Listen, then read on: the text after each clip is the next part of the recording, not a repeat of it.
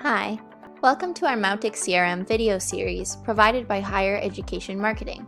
Today, we will be showing you how to change the calendar view in your CRM. Let's get started. To navigate to Mautic's calendar, click Calendar in the main menu. Your calendar will be automatically formatted in Week View.